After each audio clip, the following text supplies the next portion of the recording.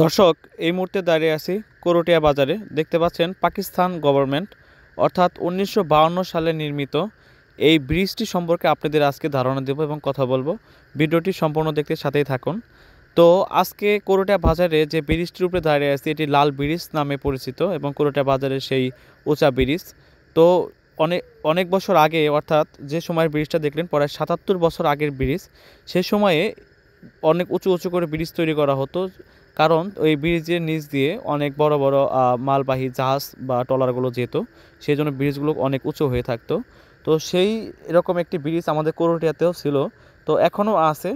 তো ব্রিজটা দেখতে পাচ্ছেন যে জায়গায় জায়গায় ভেঙে দুমড়ে মুচড়ে পড়ে গেছে এবং এই পাশ দেখতে পাচ্ছেন এক পাশ খালি হয়ে গেছে, এই পাশও দেখেন অনেক ঢেবে গেছে।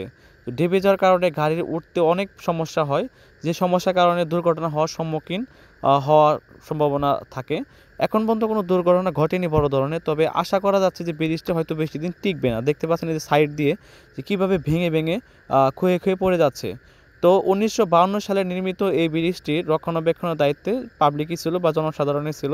তো ব্রিজটিতে মাঝখানে কোনো পিলার ব্যবহার করা হয়নি, সরাসরি একদম তাদের প্রযুক্তি দ্বারা যেভাবে তৈরি করলে মজবুত হবে সেভাবে তারা তৈরি করে দিয়ে গেছিলো। একটি বড় গাড়ি গেলে দেখেন যে উঠতে অনেক সমস্যা হয়।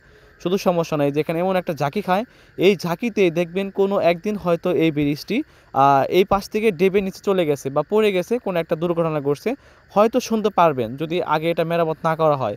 তো দেখতে পাচ্ছেন যে আমি এই পাশ থেকে ব্রিজটা আপনাদের দেখাচ্ছি সম্পূর্ণ, যে ব্রিজের নিচে প্রচুর ময়লা আবর্জনা এবং বাজারের যত আসবাবপত্র আছে সব ফেলে দিছে।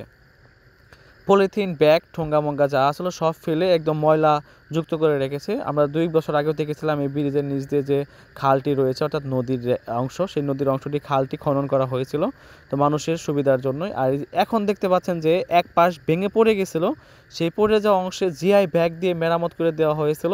সেই মেরামত করা অংশ এই যে লম্বা আমি দেখাচ্ছি, আপনাদের দেখতে পাচ্ছেন, এবং এই পাশে একদম খালি, দেখছেন খালি। আর এই যে গাড়িগুলো যাচ্ছে প্রতিনিয়ত এই ব্রিজ দিয়ে শত শত গাড়ি যাচ্ছে এবং শত শত মানুষ এই ব্রিজ দিয়ে পার হচ্ছে বা যাচ্ছে।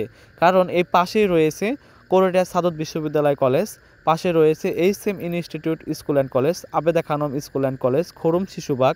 আর এই ঢাকার দিকে যাইতে সকল গাড়ি, অর্থাৎ করটিয়া বাজার হয়ে এই দিক দিয়ে অনেক গাড়ি যাচ্ছে সারা দিন। পাকুল্লা, মির্জাপুর, নাইটাপাড়া যত আছে মানে পরিবহন আছে, সকল পরিবহন এই দিক দিয়ে যাচ্ছে তাদের নির্দিষ্ট গন্তব্যস্থানে। আমি এই পাশ দিয়ে যদি ব্রিজটা দেখায়, দেখেন কোনো মতে চান্দির উপরে একটু ভেজে আছে বা ঝুলে আছে, মাঝখানে কিন্তু খাওয়া হয়ে গেছে, ইট ক্ষয়ে পড়ে গেছে, এরকম একটি অবস্থায় ব্রিজটি রয়েছে বর্তমান। তো আপনার কি মতামতটা আমি একটু শুনতে চাচ্ছি, যে আপনি একটাবার ভাবেন যদি একটা দুর্ঘটনা ঘটে যায় কি উপায়টা হবে। কম উঁচু, এই উঁচু থেকে পড়লে নিশ্চিত মৃত্যু, আর যে গাড়ি পড়বে সেই গাড়ি তো ধ্বংস হবেই। তো একটি দুর্ঘটনা সারা জীবনের কান্না, এমন যেন না হয়। তো দুর্ঘটনা ঘটার আগে আসলে আমরা চাচ্ছি ব্রিজটা মেরামত হোক বা ভালো একটা ব্রিজ এখানে তৈরি হোক। তো আপনি যদি আমার সাথে একমত হয়ে থাকেন, ভিডিওটি লাইক কমেন্ট শেয়ার করে সবাইকে দেখার সুযোগ করে দেবেন।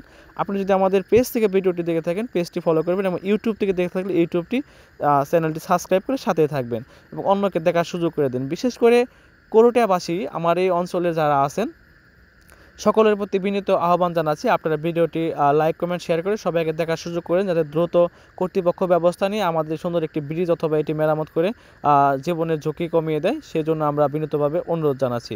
ভিডিওটির সাথে থাকার জন্য ধন্যবাদ। আসসালামু আলাইকুম।